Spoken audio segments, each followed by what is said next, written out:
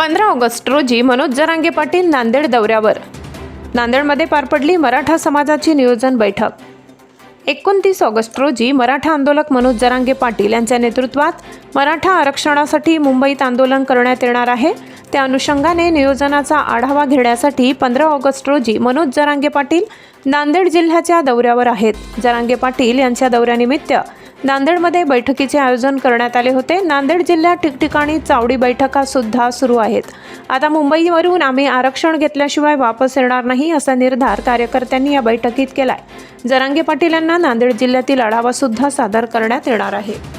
जरांगे पाटील यांच्या दौऱ्याच्या अनुषंगाने बैठक पार पडली। दौरा कसा असणार? मराठा आरक्षणासह प्रलंबित मराठा समाजांच्या मागण्यांसाठी संघर्ष योद्धा मनोज जरांगे पाटील यांनी 27 तारखेला म्हणजेच या 27 ऑगस्टला आंतरवाली सराटी या ठिकाणावरून मुंबईच्या आझाद मैदानावर मुंबईच्या रॅलीचं आयोजन केलेलं आहे।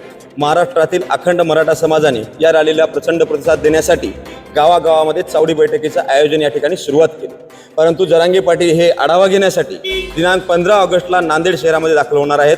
त्यांनी 13 ऑगस्टला परभणी, 14 ऑगस्टला लातूर, 15 ऑगस्टला नांदेड आणि 16 ऑगस्टला हिंगोली असा त्यांच्या दौऱ्यांचा प्लॅन केला आहे। 15 ऑगस्टला दादा नांदेडमध्ये आल्याच्या नंतर नांदेड जिल्ह्यातील 16 तालुक्यांचा त्यांनी आढावा घेणार आहेत की 29 तारखेच्या आंदोलनामध्ये नांदेड जिल्ह्यातून किती मराठा बांधव येणार, काय काय जय्यत तयारी झाली, या सगळ्या गोष्टीच्या आढावा बैठकीसाठी 15 तारखेच्या अनुषंगानं आज सकल मराठा समाज नांदेड जिल्ह्याच्या वतीनं त्या ठिकाणी बैठक बोलवण्यात आली होती।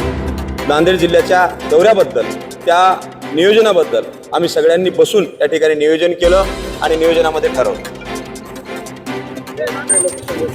15 तारखेची ही बैठक नाही किंवा सभा नाही, तर नियोजन बैठक आहे। म्हणजे आढावा घेण्यासाठी दादा येणार आहेत। त्यामध्ये 16 तालुक्यातील सर्व समाज बांधव आपल्या आपल्या तालुक्याचा आढावा घेऊन दादा पुढे आढावा सादर करणार आहेत की आमच्या तालुक्यामध्ये इतके गाव आहेत, इतके जिल्हा परिषद सर्कल आहेत, इतके पंचायत समिती गण आहेत आणि इतक्या गावांमध्ये आजपर्यंत आमच्या चावडी बैठका संपल्यात आणि इतक्या गावामध्ये आमच्या बाकी आहेत आणि आमच्या तालुक्यातून इतके समाज बांधव मुंबईसाठी निघणार आहेत। या सगळ्या गोष्टीचं मायक्रो प्लॅनिंग आमच्या समाज बांधवांनी केले। तो आढावा आम्ही दादासमोर ठेवणार आहे।